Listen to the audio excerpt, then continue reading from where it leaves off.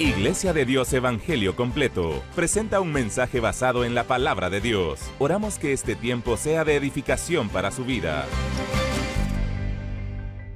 Que la paz del Señor esté con cada uno, queridos hermanos, queridos amigos, Dios les bendiga. Bienvenidos una vez más a la Franja Pastoral. Su hermano y su amigo en Cristo, Luis Fernando Zabaleta, les saluda y en nombre de la Iglesia de Dios Evangelio Completo, le envío este fuerte y caluroso abrazo a usted que nos sintoniza esta mañana a través de Canal 27, donde predicamos la verdad. Es un gran honor poder servirle a usted esta serie de mensajes. Y espero que usted se encuentre muy bien también, que haya tenido una linda semana. Estamos en una época donde estamos viendo los rebrotes de contagios, así que mi oración por usted. Hemos levantado clamor por Guatemala y allí le incluimos a usted. Oramos por su vida, oramos para que el Señor le guarde, el Señor le proteja a usted, a los suyos, y que en medio de todo usted pueda ver la mano del Señor que le ayuda, que le acompaña. Ese es nuestro deseo. Esperamos no volver a tener que cerrar los templos, pero si hubiera necesidad, eso ya nos lo harán saber en su momento.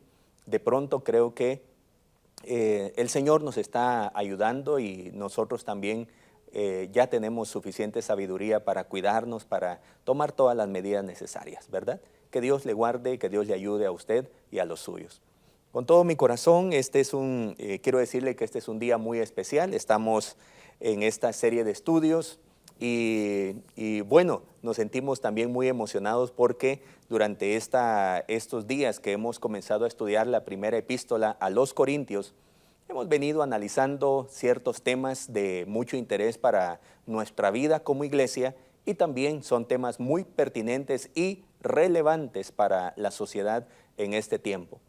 Comenzamos hablando de un problema que tenía la iglesia que estaba situada en Corinto, una iglesia que, aunque era una iglesia santa, una iglesia diseñada por Dios, una iglesia llamada a tener y a vivir en santidad, a hacer obras de santidad, buenas obras, muchas buenas obras, también era una iglesia de carne y hueso como usted lo es, como yo lo soy, que pertenezco a una iglesia que lucha, una iglesia que no es, digámoslo así, perfecta, pero estamos trabajando en nuestra perfección para llegar a ser esa iglesia sin mancha y sin arruga que el Señor vendrá a traer cuando Él regrese por su iglesia.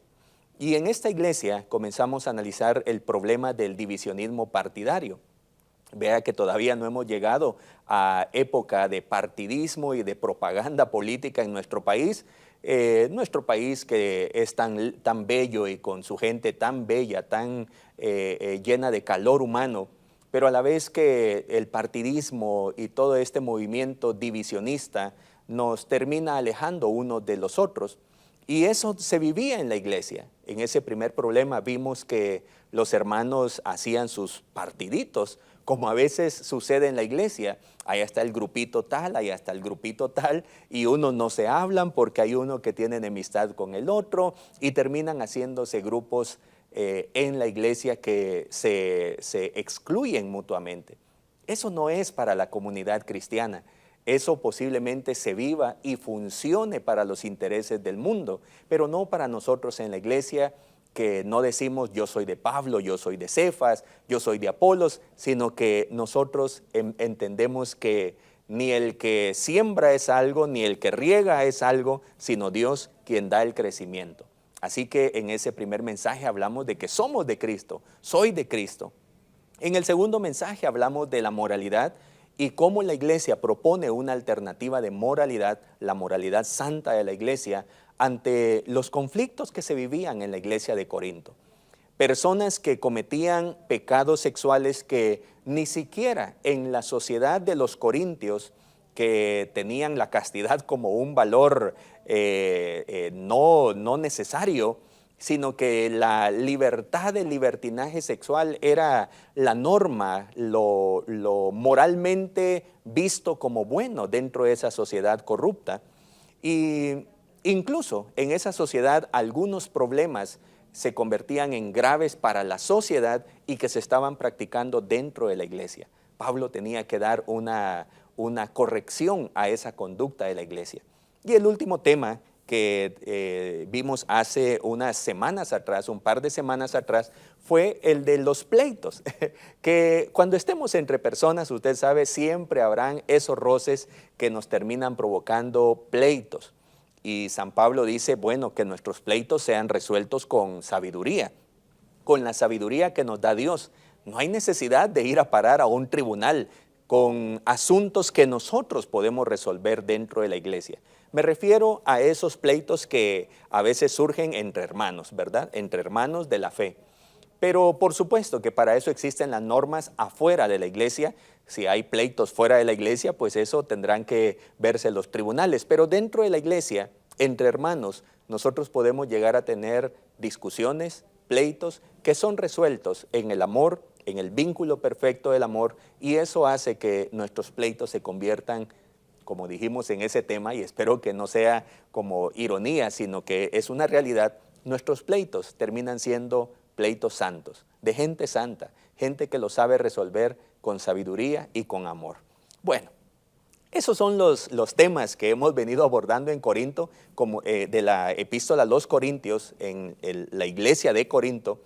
Y como usted lo nota, no son temas que estén tan alejados de nuestra realidad guatemalteca, pasados 2000 años, a miles y miles de kilómetros de distancia, en una cultura totalmente distinta como la es nuestra cultura guatemalteca, nuestra cultura latinoamericana. Y por supuesto que aunque los temas se parecen mucho, las soluciones que encontramos en la Escritura vienen siendo excelentes regulaciones, excelentes consejos para nuestra vida práctica. Permítame entonces presentarle el tema para este día. El mensaje de este día me costó, y cuando las cosas cuestan uno termina complicando en el tema, ¿verdad? Había colocado como tema el matrimonio santo, pero al analizar toda la problemática del capítulo número 7, encontré que hay mucho más de lo que el apóstol Pablo está hablando, y por eso me decidí por el tema regulaciones para el estado civil de los miembros de la iglesia. Regulaciones para el estado civil de los miembros de la iglesia. Y usted sabrá que en ese tema pues hay una amplitud, y vamos a utilizar una especie de principio que utilizamos dentro de la iglesia, el cual nos dice que cada caso debe ser atendido de manera particular. Aunque este capítulo tiene que ver con algunos temas que son temporales en el sentido que fueron para la condición de nuestros hermanos en Corinto, hay muchos principios que se aplican a nuestro tiempo. Los problemas que está tratando Pablo son para la iglesia de Corinto, pero por deducción nosotros sacamos grandes principios que se pueden aplicar a nuestra vida y están regulados entonces en la palabra del Señor. Muy bien. Regulaciones para el estado civil de los miembros de la iglesia. Acompáñeme por favor, vamos a utilizar el capítulo número 7 de la primera epístola a los Corintios. El estado civil es, según el diccionario, el conjunto de condiciones de una persona física que determinan su situación jurídica y le otorgan un conjunto de derechos y obligaciones. Puede ser soltero o soltera, casado o casada, viudo o viuda, separado o separada, divorciado o divorciada. Eso es lo que entendemos como el estado civil. Y se define entonces como el conjunto de condiciones de una persona física que determinan su situación jurídica y le otorgan un conjunto de derechos y obligaciones. Muy bien, esa es la definición de diccionario. Y lo que vamos a encontrar en el capítulo número 7 son las diferentes regulaciones que el apóstol Pablo está presentándole a la iglesia de Corinto. Ya usted me ha venido acompañando con las diferentes problemáticas, y usted que ha venido leyendo el texto, sabrá que la iglesia de Corinto de verdad que presenta como el conjunto de todos nuestros problemas en una sola iglesia, en una sola ciudad, están los problemas con los que nosotros batallamos todos los días. Principalmente si usted es un líder comprometido en su iglesia, sabrá que en muchas ocasiones le ha tocado quizá dar un consejo. Y pareciera que las personas cuando piden un consejo, sus vidas se han vuelto como un nudo ciego, que usted no le encuentra ni cabeza ni patas, como decimos, y usted dice, ¿y esto qué es? ¿Cómo mi hermano llegó a complicarse tanto la vida? Por esa razón, creo que cada caso debe ser tratado en particular. Me parece muy bien ese principio. Y no podemos dar una simple norma, una simple orden escritural, como que la familia, el matrimonio y las diferentes circunstancias civiles se pudieran tratar en una sola palabra, en una sola definición, en un solo principio. Nos vamos a dar cuenta que cada persona pues tiene su propia complicación, su propia necesidad, y a partir de esa realidad, no del ideal, el ideal es que un hombre y una mujer se casen, tengan sus hijos, sean felices con la bendición del Señor. Pero nosotros sabemos, mis hermanos, que en la práctica, cada relación, cada condición civil de la persona crea sus propias situaciones complejas para la vida. Y eso es lo que el apóstol Pablo está queriendo dar una regulación. Por supuesto que el que inspira la Escritura es el Espíritu Santo y la sabiduría de él es muy acertada, por supuesto. Cada vez que escuchamos un consejo del Espíritu de Dios, nosotros tenemos la tranquilidad que es lo mejor para nuestra vida. Muy bien. Retomemos el punto de partida de la primera epístola a los Corintios. La iglesia le pertenece a Dios. Así comienza el capítulo 1, versículo 2. La iglesia de Dios, dice el texto. Fue Dios quien la diseñó y es Dios quien la está edificando. Ese es como el punto de partida. Para que al final de la historia, cuando el Señor venga por su iglesia, el Señor se presente a una esposa, a una novia, ataviada, perfecta, sin manchas y sin arrugas. Es todo el proceso que Dios está haciendo en su iglesia. Eso lo encontramos en Efesios capítulo 1, versículo 4, una epístola que habla de la belleza de la iglesia. También en el mismo libro, en la misma epístola, capítulo 5, versículo 27, se habla de cómo el Señor le está dando la gloria a la iglesia, la está embelleciendo como una esposa que se atavía para ir al encuentro de su esposo. Ese es el proceso que como iglesia estamos teniendo todos los que somos miembros del cuerpo de Cristo. La iglesia es de Dios. Además, hemos venido hablando también que la iglesia es una comunidad de gente santificada, que fueron tomados del mundo, fueron tomados del pecado, de la condición de vida en las tinieblas, en el lodo cenagoso, y vinieron a ser propiedad del Señor. Fueron apartados para el Señor. Usted y yo somos propiedad del Señor. Hay un sello de garantía que nos dice, le pertenecemos a Dios, porque Él nos hizo y también Él nos compró con el precio de la sangre de nuestro Señor Jesucristo en la cruz del Calvario.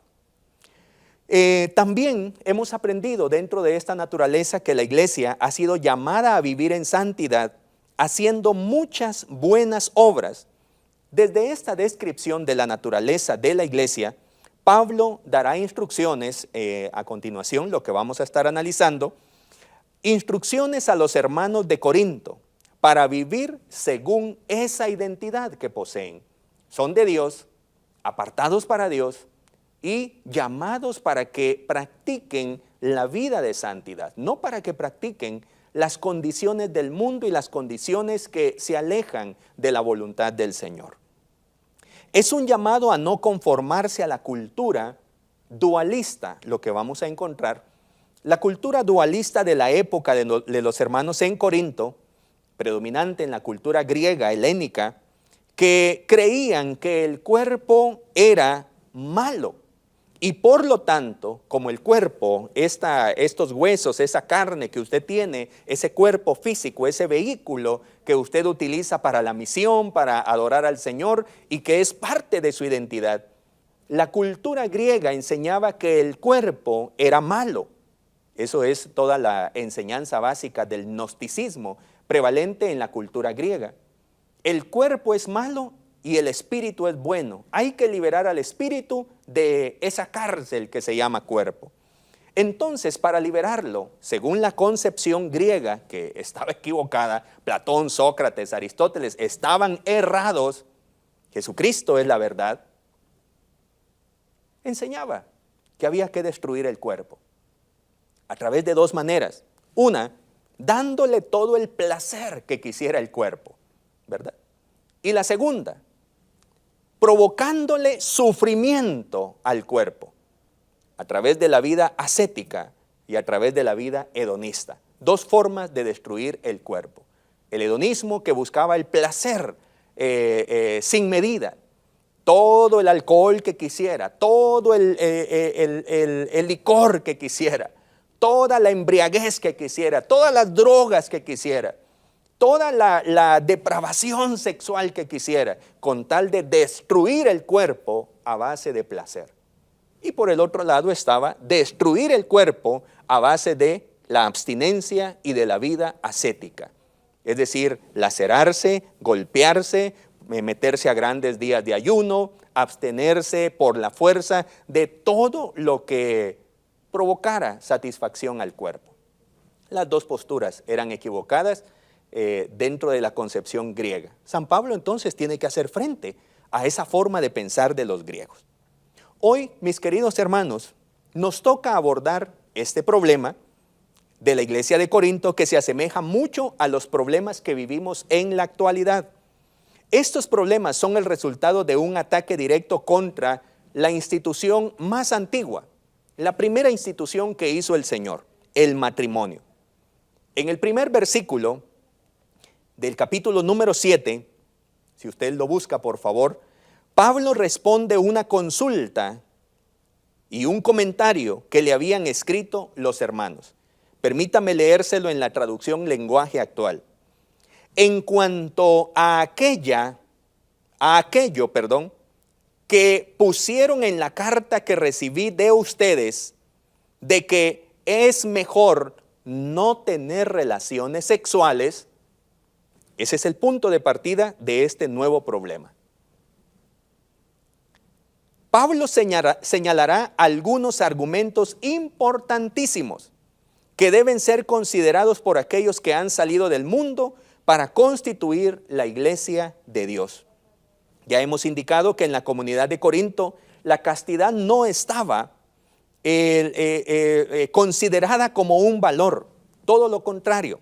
El valor de la sociedad de Corinto, no digo de la iglesia, sino de la sociedad corintia, era la inmoralidad sexual.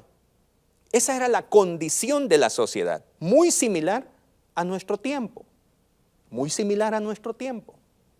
donde en cuanto a inmoralidad sexual, todo lo que antes nosotros hablábamos de inmoralidad sexual, es lo que hoy se está aceptando como lo ideal, como lo preferente de una sociedad evolucionada, que ya no cree en los mitos religiosos, sino que ahora por su libre pensamiento ha evolucionado para sentir que no existe ninguna regla moral. Nihilista, como decía el famoso Federico Nietzsche. Bueno, los hermanos en Corinto estaban preocupados y señalaban caminos para resolver tales problemas, por lo que necesitaban la orientación apostólica del apóstol Pablo. Por eso, mis queridos hermanos, en este mensaje aprenderemos una lección importante para disfrutar de un matrimonio santo a pesar de las adversidades. La verdad que quiero dejar defendida en este mensaje es: el matrimonio es la mejor protección contra la tentación.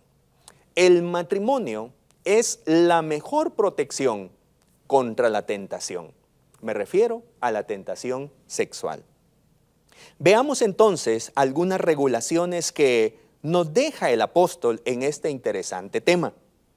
Aclaro que el tema del matrimonio y las opciones del estado civil de los cristianos deben ser consideradas cada caso en particular, ya que será difícil sacar normas definitivas de un tema tan complejo como lo es el matrimonio y el estado civil, valga la redundancia, tomándolo por separado, como el estado civil, como las otras condiciones de las personas, a diferencia de los que se casan.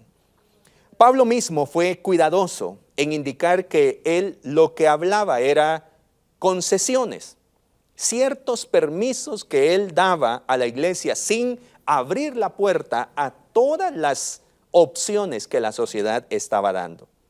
Pero no era una puerta entonces libre para que cada quien hiciera lo que quisiera. Muy bien, el matrimonio es la mejor protección contra la tentación.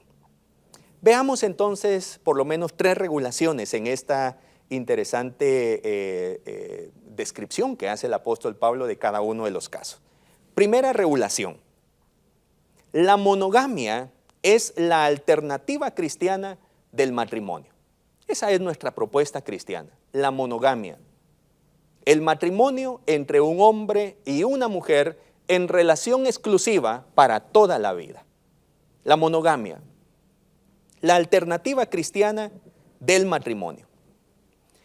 Pablo mismo sabía el valor del matrimonio. Y cuando en la carta que le enviaron a él y le escribían los hermanos su preocupación por todo lo que había en la ciudad de Corinto. ¿Cómo vamos a hacer para vencer la tentación? Ellos a lo mejor en alguna sesión llegaron a una conclusión y dijeron, lo mejor, lo que nos conviene es, como dice en la Reina Valera, bueno le sería al hombre no tocar mujer. Esa es nuestra conclusión. Bueno le sería al hombre no tocar mujer. Le escribieron eso al apóstol Pablo. Como ya leímos en la traducción lenguaje actual, es mejor no tener relaciones sexuales. Era lo que estaban diciendo, a la conclusión que llegaron los hermanos. Y eso entonces estaba poniendo en un peligro la relación matrimonial. Siendo Pablo, antes de ser cristiano, un judío radical, estuvo de seguro casado y tuvo hijos. Porque para poder ser un rabino reconocido, para ser un miembro de los altos jueces del pueblo judío, como lo fue Pablo, judío de judíos, creo que dice, fariseo de fariseos, soy de lo máximo en la cúspide de esta jerarquía judía. Para un judío, para un maestro de la ley, una norma era estar casado. Y la segunda era tener hijos. Cuidado, no era de prestigio para un maestro de la ley el tener problemas matrimoniales. O un soltero no podía aspirar a ser un maestro de la ley. Entonces, por deducción, no conocemos el nombre de los hijos ni el nombre de la esposa del apóstol Pablo, pero por deducción entendemos que él pertenecía al grupo de los fariseos que le obligaba a él estar casado, y bueno, era parte de su interés, de su entusiasmo, de su vida, de sus logros, de sus éxitos, ¿verdad? En sus consejos, el apóstol Pablo no está rebajando el valor del matrimonio. Cuando él comienza su exposición, no querrá demeritar el matrimonio y llevarlo solamente al plano sexual. Nos casamos para tener permiso de relaciones sexuales. No quiere el apóstol Pablo decir eso. Suena eso, pero el apóstol Pablo está poniendo el matrimonio en el plano de la realidad. No necesariamente en el plano ideal, aquel del Génesis capítulo 2 que nos presenta la Escritura, donde Dios hizo al hombre y a la mujer, y el hombre dijo, dejará el hombre a su padre y a su madre y se unirá a su mujer y serán una sola carne. No se está refiriendo el apóstol Pablo al ideal del matrimonio. Consideremos eso. Consideremos que en la carta a los Corintios, Pablo está hablando de la condición de la realidad. Y ante la pregunta o ante el comentario que hacen los hermanos, Pablo llegamos a la conclusión que nos conviene mejor no estar relacionados con una esposa. a la conclusión que habían llegado los hermanos en Corinto. Y Pablo entonces, a partir de esa preocupación, da estas regulaciones. Muy bien. En esta primera regulación, hablando de la monogamia como la alternativa cristiana del matrimonio, lo encontramos en el versículo 1 al 9, vamos a tomar como base los primeros 9 versículos. Fíjese, en primer lugar, el matrimonio es un refugio contra la fornicación. Nos lo presenta Pablo en el versículo número 2 de esta carta. Escuche lo que dice.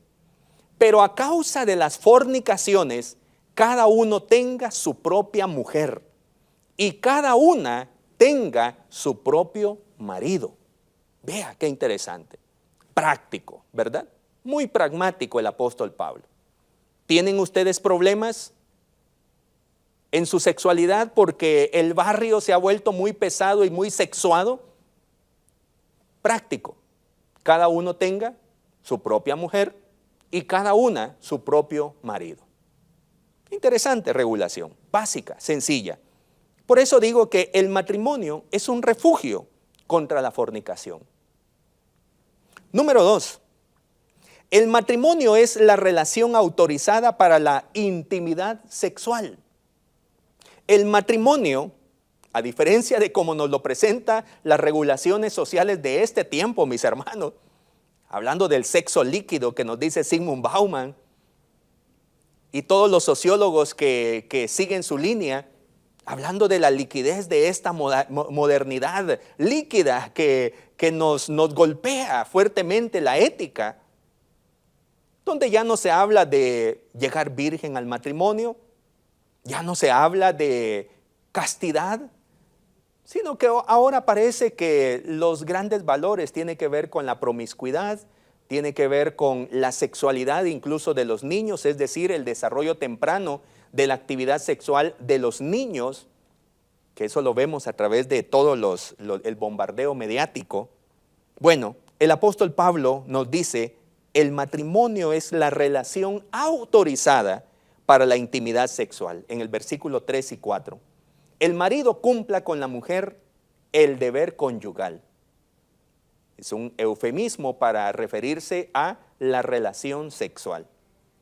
Y asimismo, la mujer con el marido. La mujer no tiene potestad sobre su propio cuerpo, sino el marido. Ni tampoco tiene el marido potestad sobre su propio cuerpo, sino la mujer. Qué interesante. Otra vez, muy pragmático. El matrimonio es la relación autorizada para la intimidad sexual. Allí es donde se disfruta de la intimidad sexual. El placer sexual que conlleva la intimidad del acto sexual, pues se disfruta dentro de la relación autorizada del matrimonio. El apóstol Pablo tiene en mente todo lo que los hermanos están sufriendo en la comunidad corintia: la prostitución, los altares de prostitución, las prostitutas sacerdotisas como líderes espirituales de la cultura griega, muy similar a lo que vemos hoy. Los grandes promotores de los valores de esta sociedad son personas que sencillamente descubren su desnudez. Hombres y mujeres que tratan de ser influenciadores de la conducta de nuestros niños y nuestros jóvenes y que les invitan al libertinaje sexual. Era lo que vivían nuestros hermanos en Corinto. Número 3. La intimidad con Dios está antes que la intimidad sexual. En el versículo 5, muy interesante. No os neguéis el uno al otro, a no ser por algún tiempo de mutuo consentimiento, para ocuparos sosegadamente en la oración, y volved a juntaros en uno, para que no os tiente Satanás a causa de vuestra incontinencia. Qué interesante. El apóstol Pablo, en toda su regulación que está dando, él está exaltando el valor del matrimonio como un lugar de refugio ante la tentación sexual. Por supuesto, dentro de ese vínculo matrimonial, el apóstol Pablo dice, existe algo que es de mayor importancia: nuestra relación con Dios. Y si alguien desea apartarse para estar en intimidad con Dios, eso vale más que la intimidad sexual. Así que deben tener esos tiempos de separación para estar con Dios, pero volver a unirse. Muy bien. Interesante la forma práctica, no creo tener más explicación porque es muy claro lo que Pablo nos está guiando. Y ve ahora el versículo 7 y 9. El matrimonio es para todos los que no tienen el don de continencia. La incontinencia que dice el apóstol Pablo. El dominio de uno mismo. El famoso término kratos, que significa dominarse, poder, tener poder. Y el apóstol Pablo está señalando de que humanamente, culturalmente, los corintios no tenían la fortaleza para abstenerse. Lo que él va a decir en 1 Corintios 9:25, hablando del atleta, de todo se abstiene, porque tiene disciplina, porque sabe controlarse, sabe qué tiene que comer, sabe cuál debe ser su dieta, sus horarios de descanso, su disciplina para hacer el ejercicio, su abstinencia, con el propósito de competir sin ninguna distracción. El apóstol Pablo está señalando entonces que, en el versículo 7, quisiera más bien que todos los hombres fuesen como yo, pero cada uno tiene su propio don de Dios, uno a la verdad de un modo y otro de otro. Digo pues a los solteros y a las viudas que bueno les fuera quedarse como yo. Pero si no tienen don de continencia, cásense, pues mejor es casarse que estarse quemando. Vea qué interesante, porque hoy también la sociedad está proponiendo la soltería como un gran valor, pero una soltería promiscua, una soltería con libertinaje sexual. Eso no es más que la falta de interés por el compromiso. Esta sociedad hedonista que busca placer y que no encuentra satisfacción al adquirir un compromiso, como lo es el matrimonio. No es a eso a lo que se está refiriendo el apóstol Pablo. De una vez él señala, si ustedes no pueden, no tienen el don de continencia, es mejor que se casen. Porque es mejor casarse que estarse quemando. Pero si se tiene el don, le dice a los solteros, a las viudas y a los solteros, quédense así. Si ustedes logran desarrollar el dominio de sus deseos y pueden desde allí servirle al Señor sin estas distracciones sexuales que tienen a su alrededor y las logran dominar, quédense así, dice el apóstol Pablo. De lo contrario, el matrimonio. Y otra vez digo, no estoy, el apóstol Pablo, mejor dicho, yo no, sino el apóstol Pablo, no está rebajando el matrimonio a una simple relación para tener intimidad sexual. El matrimonio es mucho más que eso, por supuesto. Usted y yo lo sabemos. Pero en este sentido práctico, el apóstol lo señala de esa manera. Muy bien, pasemos a la segunda regulación. En la primera regulación le digo que la monogamia es la alternativa cristiana del matrimonio. Segunda regulación, el matrimonio cristiano está condicionado. El matrimonio cristiano tiene condiciones. Y ahora nos vamos a enfocar desde el versículo 10 hasta el versículo 16. Pablo, el apóstol, fundamenta sus argumentos en la premisa cristiana de que el matrimonio es una relación para toda la vida. Él está tomando como base el mandamiento de nuestro Señor Jesucristo y el mandamiento que está desde el Génesis capítulo 2. Serán una sola carne. Lo que Dios unió, dijo Jesucristo en San Mateo 19, no lo separe el hombre. No hay opción para divorciarse, para separarse. El Señor Jesucristo dijo que la fornicación era una excepción, pero habían otras regulaciones y condiciones. Si por causa de fornicación se sufría el divorcio, el que quería ser fiel al Señor debía quedarse sin casar. La regulación del Señor. Pablo está partiendo de esta regulación.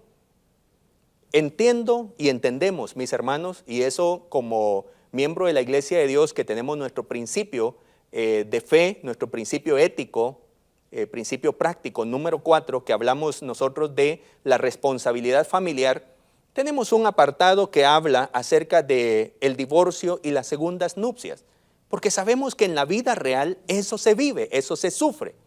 Muchas personas llegan a la iglesia en esa condición de tener un matrimonio que no funcionó. Llegan en condición, en calidad de divorciados o de separados, y desde allí la iglesia tiene que aprender a brindarle el amor y el acompañamiento a nuestros hermanos, que no es ningún chiste la separación, no es nada gracioso, es una experiencia de sufrimiento. Y por esa razón debemos ser muy empáticos. Pero el apóstol Pablo, entonces, parte del principio cristiano, lo que Jesús enseñó. No lo separe el hombre. Jesús enseñó que si alguien se divorcia, debe quedarse sin casar. Ante tantas dificultades, producto de la creatividad humana, y podría decir mal creatividad o negativa creatividad humana, que todo lo complica, es que de verdad hay casos y bueno, no hay ningún matrimonio perfecto, pero hay algunos que de una vez pareciera que tienen demasiadas complicaciones. Hay que tener mucha paciencia y como iglesia necesitamos mucho amor. Pablo dará consejo sabio a personas divorciadas, a personas separadas, a personas viudas y a personas solteras. Va a dar algunos consejos, algunas regulaciones. Recuerde, estamos en esta segunda regulación. El matrimonio cristiano tiene sus condiciones. Veamos entonces. En primer lugar, la norma es permanecer unido a su cónyuge. Si viene una pareja o una persona a la iglesia, recibió a Cristo en su corazón y ahora se une al cuerpo de Cristo en la iglesia, pero esta persona tiene su cónyuge que no es creyente, es una relación que vino a darse así, a razón de que una persona recibió a Cristo y ahora está en otra condición delante del Señor. Ante eso, digo, la primera regulación, la norma es permanecer unido a su cónyuge. Vea lo que dice el versículo 10. Pero a los que están unidos en matrimonio, mando, no yo, sino el Señor, que la mujer no se separe del marido. Y si se separa, quédese sin casar o reconcíliese con su marido, y que el marido no abandone a su mujer. ¿Verdad? El hecho de que su cónyuge no sea creyente y usted sí, no es una opción, no es una condición para que exista separación. El apóstol Pablo lo está indicando tomando el principio cristiano. La norma es permanecer unido a su cónyuge. Sea su cónyuge creyente o no lo sea, la norma es quédese unido a su cónyuge. Segunda regulación acá. Si su cónyuge es inconverso, no lo abandone. Bueno, es muy similar, pero ahora lo amplía el apóstol Pablo en el versículo 12 y 13.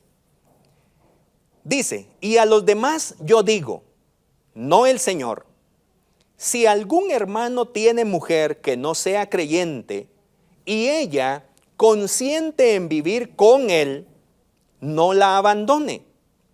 Y si una mujer tiene marido que no sea creyente y él consiente en vivir con ella, no lo abandone. Qué interesante. Usted sabrá que en la vida cristiana comenzamos nosotros a tener que practicar nuestra fidelidad al Señor. Y eso implica que nosotros incluyamos ahora en nuestra forma de vida nuevas actividades. Por ejemplo, ir a la iglesia. Quizá el día domingo era para estar por la mañana emborrachándose, disfrutando del fin de semana con licor, con música, con pleitos y todo lo que genera esa vida llena de supuestos placeres terrenales. Pero ahora, La hermana creyente el día domingo no puede quedarse para esas actividades de pecado. El día domingo lo ocupa para ir a la iglesia. Se arregla temprano, va al culto, regresa y se da cuenta que su casa está en desorden porque allí la parranda siguió, ¿verdad? Pero ella ya no es parte de eso. Entonces comienza el conflicto. Las múltiples actividades que ahora nos generan nuestra fidelidad al Señor, a lo mejor la práctica de ofrendar, la práctica de diezmar, la práctica de asistir a los ayunos, de ahora cambiar la música y poner música cristiana en la casa, puede generar una serie de conflictos. Pero el apóstol Pablo es claro en decir, si tu cónyuge inconverso no quiere seguir en esa relación, acéptalo. Si tu cónyuge inconverso decide seguir en esa relación, acéptalo. Muy práctico el apóstol Pablo, ¿verdad? Y está unido a la tercera regulación.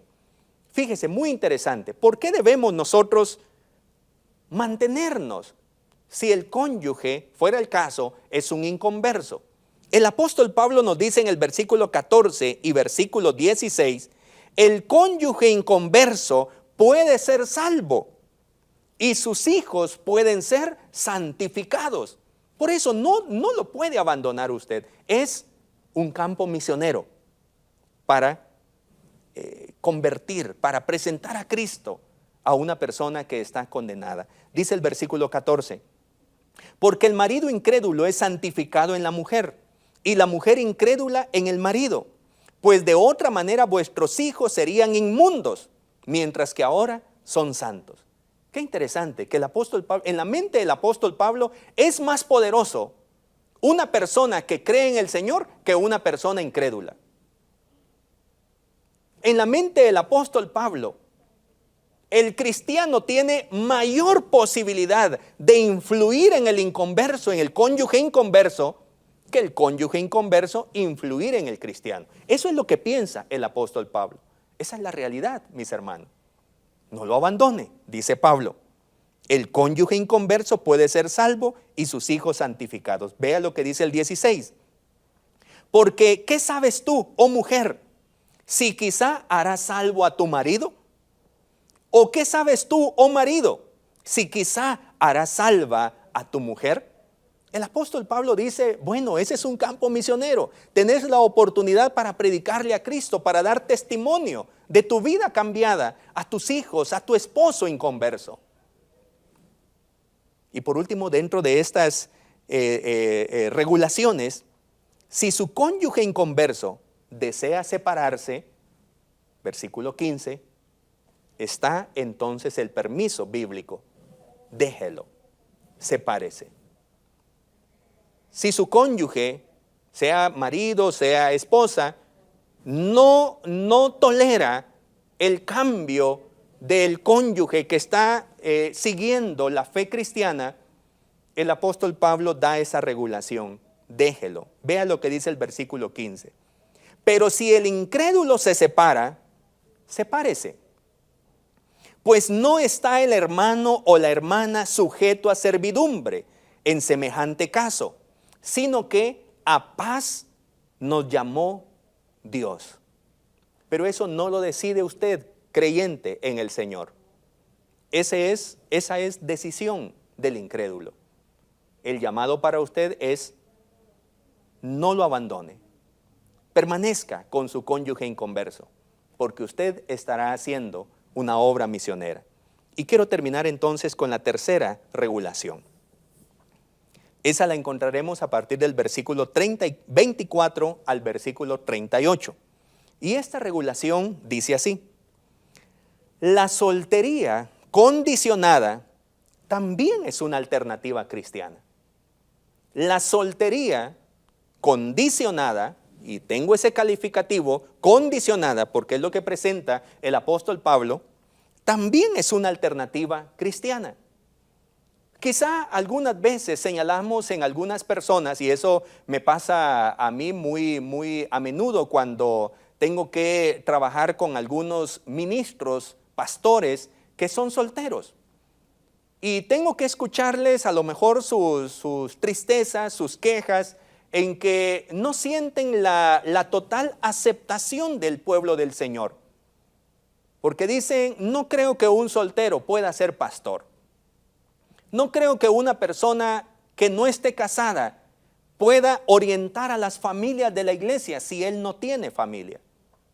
Y habrán muchas como barreras que presenta una persona soltera. Pero en este texto encontramos que la soltería, con las debidas regulaciones, condiciones, también es una alternativa cristiana. Veamos entonces en los versículos 24 al 38 cómo se dan estas enseñanzas, estas regulaciones de Pablo. Debemos poner nuestra atención en el punto de partida de Pablo. La venida del Señor está próxima. Pongamos eso en la base de lo que está motivando todo lo que Pablo está respondiendo a esa conclusión de los hermanos. Es bueno que el hombre no toque mujer. Una forma de decir, es bueno que los hermanos de la iglesia no tengan relaciones sexuales. El apóstol Pablo señalará entonces estas regulaciones desde una base. El Señor viene pronto. La venida del Señor está próxima. El Señor está pronto a venir por su iglesia. La venida del Señor es inminente. Eso es lo que está en el corazón del apóstol. Así que el tiempo es corto, como para correr riesgos innecesarios, complicando nuestra relación con Dios. Desde esta perspectiva tienen sentido las instrucciones del apóstol, instrucciones sabias que da Pablo a los que no están vinculados en el matrimonio, sea por las razones que sea, ya sea por separación, ya sea por viudez o sea por simple soltería. Veamos entonces, la primera, el casado procure mantenerse casado, lo vimos ya. Y el soltero, según la recomendación paulina, el soltero manténgase soltero. Versículo 24 al 27, lo leo, dice, cada uno, hermanos, en el estado que fue llamado, así permanezca para con Dios. En cuanto a las vírgenes, no tengo mandamiento del Señor, mas doy mi parecer, como quien ha alcanzado misericordia del Señor para ser fiel. Tengo pues esto por bueno a causa de la necesidad que apremia, que hará bien el hombre en quedarse como está. ¿Estás ligado a mujer? No procures soltarte. ¿Estás libre de mujer? No procures casarte. Y usted disculpe por el lenguaje arcaico que utiliza la Reina Valera. Por supuesto que parece un lenguaje un tanto pesado para nuestra época, pero se sobreentiende el principio. El casado procure mantenerse casado y el soltero manténgase soltero. En el corazón del apóstol Pablo, la inminente venida de nuestro Señor Jesucristo es una realidad. Él viene pronto. Y para el apóstol Pablo, pues es una distracción el cambiar de estado civil. Segundo, el matrimonio crea conflicto que el soltero puede evitar.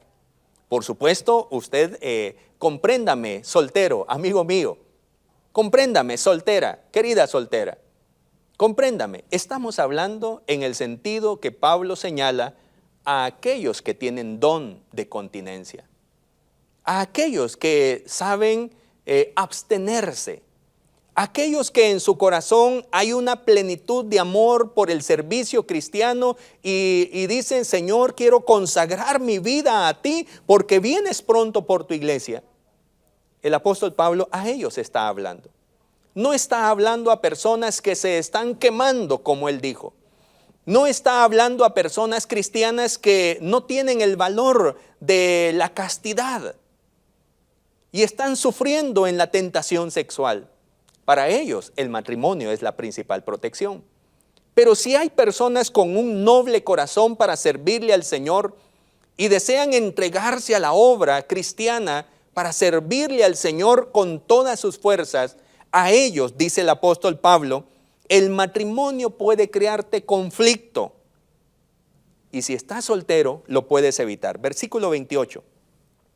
Mas también si te casas, no pecas. Y si la doncella se casa, no peca. Pero los tales tendrán aflicción de la carne. Y yo os la quisiera evitar. Pero esto digo, hermanos, que el tiempo es corto. Resta, pues, que los que tienen esposa sean como si no la tuviesen. Por favor, en el entendido de que no está promoviendo Pablo la irresponsabilidad conyugal, ¿verdad? No está promoviendo, ya está claro en los versículos anteriores. Pero se está refiriendo el apóstol Pablo a que aún estando casados, nuestro corazón y nuestra mente esté fija en las cosas de arriba. El Señor viene pronto. Tercero, el soltero que tiene don de continencia puede dedicarse plenamente al Señor. Versículo 32, escúchelo. Quisiera pues que estuvieseis sin congoja. El soltero tiene cuidado de las cosas del Señor, de cómo agradar al Señor. Pero el casado tiene cuidado de las cosas del mundo, de cómo agradar a su mujer. Hay asimismo diferencia entre la casada y la doncella. La doncella tiene cuidado de las cosas del Señor para ser santa, así en cuerpo como en espíritu. Pero la casada tiene cuidado de las cosas del mundo, de cómo agradar a su marido. Esto lo digo para vuestro provecho, no para tenderos lazo, sino para lo honesto y decente, y para que sin impedimento os acerquéis al Señor. Vea qué interesante y cuál es la motivación del apóstol Pablo, para que no se vaya a tergiversar este mensaje. Por supuesto, yo le agradezco mucho su comprensión porque en un lapso de menos de una hora, este tema es demasiado amplio para poder abarcarlo en una hora. Y sé que de pronto me llegan los mensajes a mis puntos de conexión y hermano, no estoy de acuerdo. Yo sé, porque hay muchas cosas que todavía necesitan amplitud, ¿verdad? Pero vamos en estos pasos de las regulaciones que el apóstol Pablo está señalando. Por último, le digo, la última regulación, una mujer soltera, dedicada a Dios, según el apóstol Pablo, según la Biblia, es más dichosa. Versículo 40. Pero a mi juicio, dice Pablo, más dichosa será si se quedare así, hablando de las solteras. Y pienso que también yo tengo el Espíritu de Dios. Aquellas mujeres que han enviudado y que están preocupadas y ahora, ¿quién se va a hacer cargo de mí? El apóstol Pablo dice, quédate para servirle al Señor y serás más dichosa que encontrando un nuevo esposo. Muy bien, quiero concluir entonces este mensaje. Por favor, si tiene alguna duda, háblelo con su pastor, ¿verdad? O si quiere comunicarse conmigo, también estoy para servirle. Sé que es un tema amplio, hermano. Y como vuelvo a repetir, que Dios nos dé la sabiduría, principalmente a los que sirven en consejería, los pastores, los líderes que trabajan este tema matrimonial en las iglesias, que el Señor les dé profunda sabiduría y profundo amor. Pero aquí en la palabra encontramos muy buenas regulaciones, principalmente para esta época. Al tener tanta inmoralidad sexual alrededor, los corintios estaban desesperanzados. No había una calle que no presentara tentación al caminar en la ciudad. Por donde quiera que iban, casi lo que le pasa a usted. Enciende el televisor, tentación. Enciende su dispositivo, tentación. Pareciera que la norma de los hermanos en Corinto era estar a merced de las tentaciones. No hallaban qué hacer. Nos pasa similar ahora. La tentación sexual estaba por todos lados. Siguiendo la instrucción, ascética que se habían impuesto, concluyeron que lo mejor era para los hombres no pensar en tener relaciones sexuales, de ningún tipo. Ese es un extremo que no se contempla en la vida cristiana. La vida cristiana propone el autocontrol de los deseos, generado por la fuerza que da la vida en Dios. Usted puede llegar a tener autocontrol cuando usted permite que Dios le dé esa fuerza. Así Pablo dejará entrever que en el tema del matrimonio y otras posiciones al estado civil de las personas, se debe tener el cuidado de no establecer normas cerradas. Todo debe estar regulado por la visión de una inminente venida, segunda venida de nuestro Señor Jesucristo. Esta visión mantendrá a los creyentes en la voluntad de abstenerse de todo placer innecesario para ocuparse de los asuntos del Señor. Sin demeritar la alta estimación del matrimonio, Pablo presentó una defensa indicando que el matrimonio realmente es la mejor opción que tiene la persona para protegerse de la tentación sexual. Más adelante en el capítulo número 9, el apóstol Pablo, de quien hemos asumido que fue una persona casada, dirá, y eso se lo leo en la traducción lenguaje actual, también tenemos derecho, con Bernabé, a que nuestra esposa nos acompañe en nuestros viajes. Así lo hacen Pedro y los otros apóstoles y los hermanos de Jesucristo. El apóstol Pablo volverá a presentar la alta estimación que él tenía por el matrimonio. Las dificultades eran severas y fuertes por las que estaban atravesando los hermanos en Corinto, muy similar a las que podemos tener ahora. En el nombre del Señor, le animo con todo mi corazón para que usted asimile estas regulaciones bíblicas, ya que en este tiempo donde caminamos en una cuerda floja de ética, no sabemos qué hacer, pero que Dios nos ayude a tener sabiduría en estos tiempos donde la venida del Señor está próxima. Que Dios le bendiga a usted, a su familia, su matrimonio, en el nombre del Señor. Mi oración por usted, y con la ayuda de Dios nos veremos la próxima semana. Tenga un feliz día. Esperamos que este espacio de enseñanza bíblica haya sido de bendición a su crecimiento espiritual. Este programa es una producción de Canal 27. Predicamos la verdad.